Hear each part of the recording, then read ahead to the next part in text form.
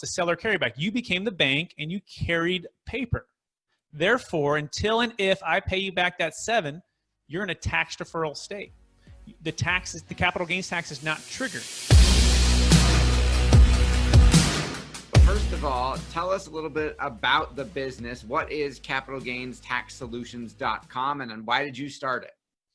Yeah, most business owners, most commercial real estate owners, most primary homeowners, they struggle with capital gains tax in the amount of 30 to 50% of their gain when they go to sell their highly appreciated assets. Or if some of your listeners are business brokers, financial advisors, commercial real estate operators, venture capitalists, well, we use a deferred sales trust to give them tax deferral, liquidity, diversification, and the best part, the ability to buy a business or commercial real estate at optimal timing, all tax deferred, so they can create and preserve more wealth.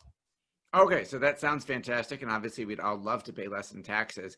What is, without giving away your secret sauce, what is a deferred sales trust? Because I'm sure a lot of our listeners haven't heard of that before. A deferred sales trust is a manufactured installment sale. It's a specialized installment sale. Your listeners may know it as a seller carryback. Okay, and what does that, in layman's terms, what does that mean? So, Seth, if I'm going to buy a deal from you for $10 million, imagine you got a zero basis and you owe $4 million in tax if you don't do some kind of tax deferral. I may come to you, Seth, and say, Seth, I'm going to give you a $3 million down payment. Would you carry a note for 7? And you say yes. In that scenario, Seth, you've received $3 million in actual receipt. Therefore, you owe tax on that 3.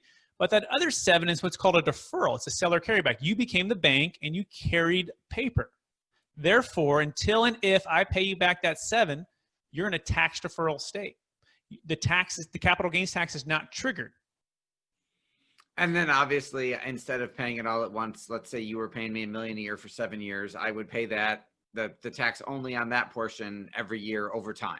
You got it. And so you're going to pay it in a pro rata amount, which is generally why someone might do a seller carryback, so their income is not through the roof on any one particular year.